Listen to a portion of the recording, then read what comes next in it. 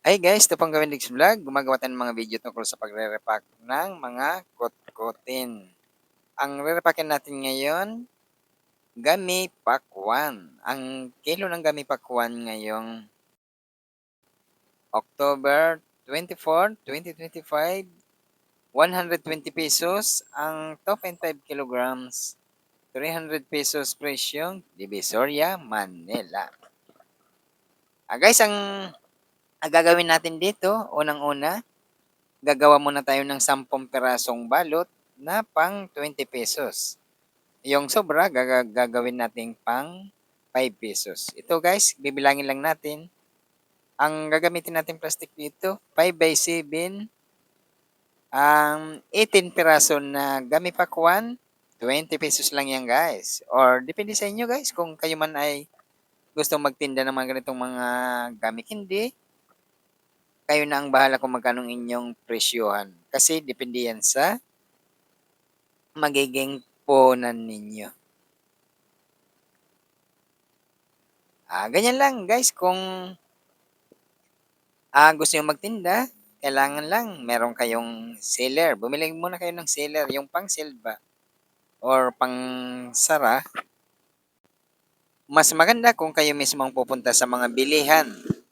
Nasa mga palengke lang ang mga bilihan ng mga ganitong mga gamit hindi or mga kotkoting guys. Yan. Kung andito man kayo sa Metro Manila, pwede rin kayong pumunta ng Divisoria, Manila. Or sa mga palengke na malapit lang sa inyo. Hanapin nyo lang ang mga pwesto ng nagtitinda ng mga kotkotin. Isa lang yan guys. Kailangan sabay-sabay nyo pagtitinda. Mga marshmallow na mga nire-repack, yung mga maliliit, mga gummy candy, fish crackers, mga mani, or sampalok, mga krupik. Ganyan guys ang tamang paninda sa mga ganitong mga kotkotin kasi malaki ng tubo at mabili pa ito sa ating mga kababayan. Ito madali natin ito may bibenta guys. Kasi tingnan mo ang presyo natin, 20 pesos at saka 5 pesos. Kaya madali ito mabili ng ating mga kababayan. Ito guys yan bago ninyo isil, bibilangin nyo muna kung magkanong inyong gustong tubo. Yan. Depende sa inyo kung okay lang sa inyo yung 20 or dadagdagan nyo pa ang presyo nyo. Basta di ba? Napakadali lang to gawin. Yan, kailangan na pagpipili kung mamimili kayo. Tingnan nyo kung makintab ang gami, yung hindi nagdidikit-dikit. At saka malinaw ang plastic na pinagbabalutan niya. Ganun ang pagpili lang para kumita tayo ng malaki-laki. Guys, kung mga baguhan lang kayo, bumili muna lang kayo ng isa-isang kilo muna para masubok ninyo kung alin ang mga mabili sa iyong mga lugar. Pwede nyo rin panoorin dito sa ating mga video kung anong mga nire-repack natin. Yan. Pwede yan maging mabili din sa inyong mga lugar. Yan. Ganun lang guys. Ito naman yung susunod nating binalot, yung pang 5 peso. 4 na piraso lang ilalagay natin guys, pang 5 peso. Tapos ang gagamitin naman nating plastic dito, 3 by 4 lang ang size niya. Ayan. Yung hindi masyado mahaba na plastic. Kasi hindi naman siya mahaba na gami. Yun lang, di ba?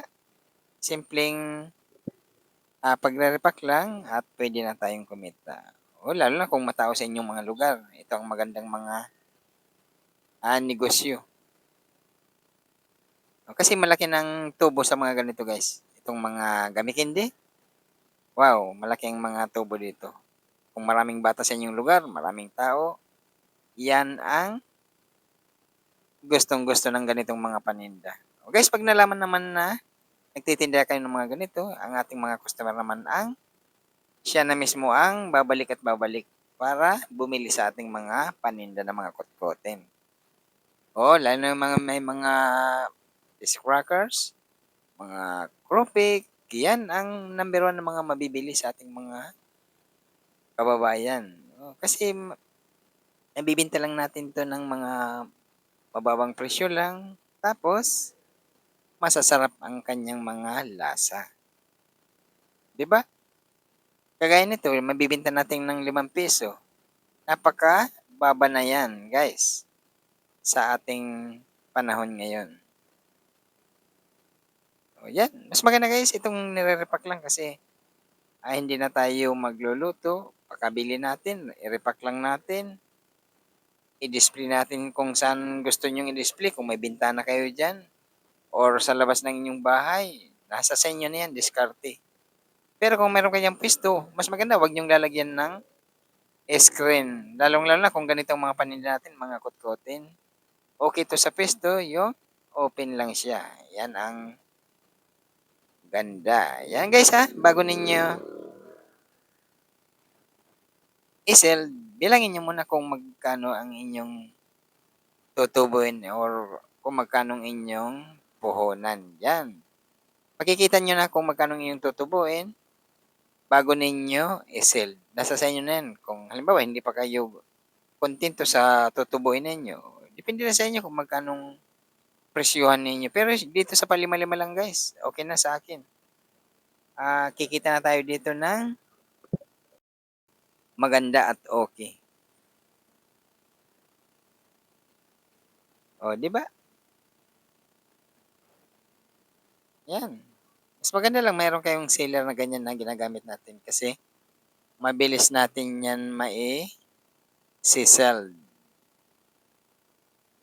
At maganda tingnan guys. Ito guys na ating nire-repack ngayon, puwede natin 'to i-display sa mga basket. Pero ang ginagawa ko dito guys, panoorin niyo lang hanggang dulo, yung karton ng cake diyan ko ito ini-stapler.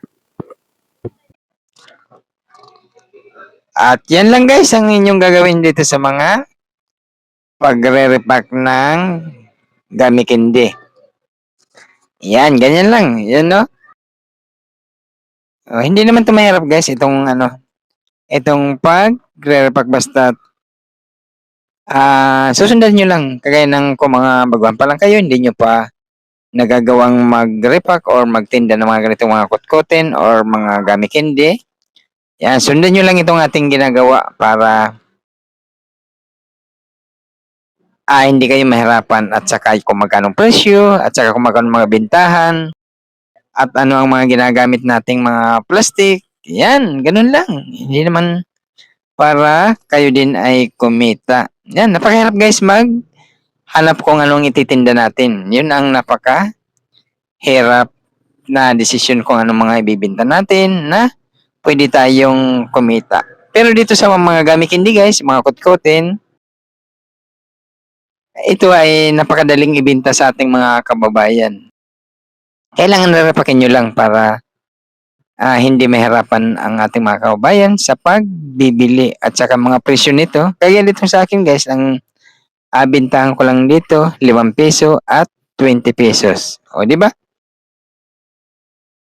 Kahit sino guys sa ating mga kababayan ay kayang bumili nito at kayang makakain ng mga ganitong mga kotkotin ng abot kaya ang presyo. 'Yan 'no, 'di ba? Oh, again, ito guys ise-sell natin or, bibilangin natin kung ilan ang aabutin ng ni-repack nating isang bag. O yung 2.5 kilograms or 2 kilo't kalahati na gummy pakwan. Ito 'yan 'no, binibilang natin kung ilan ang aabutin niya at saka kung magkano ang, tubo niya. Ayan. Oh, ang puhunan natin dito ₱300 guys. Kaya titingnan natin kung ilan ang tutubuin natin dito at saka, bahala na kayo kung magkano inyong gastos sa inyong kung saan man kayong lugar, sa inyong pamasahe, yung plastic, o yung pag-sell niyong kuryente o gano'n lang. Oo, makikwenta niyo naman 'yan or mabibilang niyo kung, magkano ang ating gastos. Ayan. O umabot ng 460 yung maliit, yung tigna ₱5 at saka itong pang ₱20 guys, 10 piraso yan, 200, bale ₱200 yan. Ayan, 660 kung mabenta natin lahat yan. Minus puhunan 360 o 300 ang puhunan. May 360 tayong tubo dito. O, sabihin na lang natin 60 pesos ang gastos natin doon sa plastic. Pagsisil natin. O, di ba? May 300 tayong tubo. O, ano pa? Siyempre, hindi lang naman isang ating tinitinda. O, marami tayong binibenta na magkakaibang klaseng mga gamit candy. Kaya ang tubo natin dito, okay na okay. O, yan ang pang 20 o pang 5 piso guys, yan, no? Halimbawa, kung gusto niyo yung gayahin ng ginagawa ko na ini-stapler ko sa karton ng cake, yan, maganda rin yan kasi isasabit natin at madali makita ng ating mga kababayan. O, di ba? Ito guys, yan. Pag dinisplay natin yan, magiging ganito na ang kanyang hitsura guys. Yan, oh. Di ba? Napakaganda. Pag dinisplay natin yan sa pwesto natin. Lalo na kung open lang siya. Wow, maganda tingnan at madali mabili. Ito pa 5 piso, kaya mabilis to mabili. Ayan, para hindi kayo mahirapan, gawin nyo rin kaya ng ginagawa ko. Sundan nyo lang ang aking mga proseso ng pagre-repack para hindi kayo mahirapan.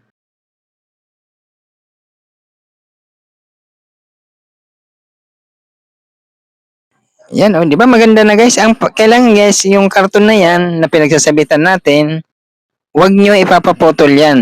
Kailangan mas marami pa natin magagamit yan kasi tatanggalan lang natin yan ng stapler sa bawat nabubunutan. O, yan. Di ba? Maganda na tingnan. Guys, nagpapasalamat tayo sa lahat ng mga subscribers ng Gamit Dixie Vlog. Thank you guys. Kung magustuhan nyo magandang klaseng video, please like, share, and subscribe at gawin nyo rin para lahat tayo ay kumita. O, ganun lang. Guys, thank you guys. Bye.